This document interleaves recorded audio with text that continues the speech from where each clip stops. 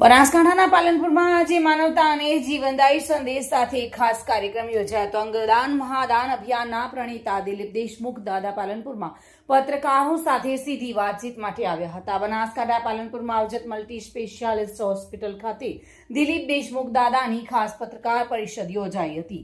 દાદાએ બ્રેન ડેડના કિસ્સાઓમાં અંગદાન વધે અને વધુ લોકો જીવનદાનના આ અભિયાન સાથે જોડાય તે માટે જાગૃતિ અંગે વિસ્તૃત સમજ આપી હતી। તેમણે જણાવ્યું હતું કે બ્રેન ડેડની સ્થિતિમાં દર્દીના જીવ બચાવી શકાતો નથી, પરંતુ તેમના અંગો દ્વારા અનેક પીડિત તબીબો દર્દીઓને નવી જિંદગી આપી શકાય છે। ડોનેશનની એક જટિલ પ્રક્રિયા છે, પણ ઓર્ગન ડોનેશનની આ જટિલ પ્રક્રિયાને નિયમન નોટો અને સોટોના માધ્યમથી કરવામાં આવેલું છે। નોટો એટલે national organ tissue transplant organisation, SOTTO સ્ટેટની ઓથોરિટી છે। એક પેશન્ટને બ્રેન્ડેડ ડિક્લેર કરવા માટે 4 ડૉક્ટરોના એક્સપર્ટ ડૉક્ટરોના સિગ્નેચરથી એક પેશન્ટ બ્રેન્ડેડ થાય છે। એક બ્રેન્ડેડ ડિક્લેર કરેલો પેશન્ટ કોઈ પણ આજ સુધી દુનિયામાં ઊભો થયેલો નથી।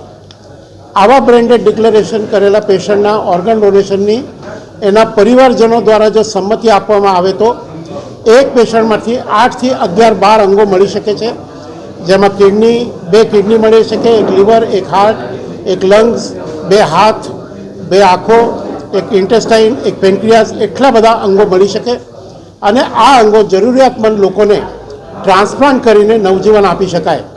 અત્યારે એક અંદાજ મુજબ એવા 5 લાખ કરતાં વધારે લોકો આપણા દેશમાં છે અને આ લોકોની જો અંગોની પ્રતીક્ષા પૂર્ણ થાય તો એ લોકો એક અંગદાન થકી એમનું સંપૂર્ણ જીવન વ્યવસ્થિત પ્રારંભ થાય અને એ પરિવારને એક નવસંજીવની હોય છે।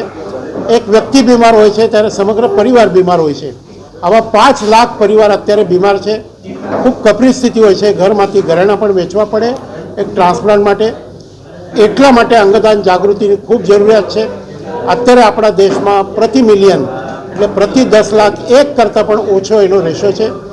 એ રેશો વધે અને અંગોની પ્રતીક્ષા કરતા લોકોને નવજીવન મળે એવા શુભ આશયથી અંગદાન મહાદાન એ અભિયાન ચાલી રહ્યું છે।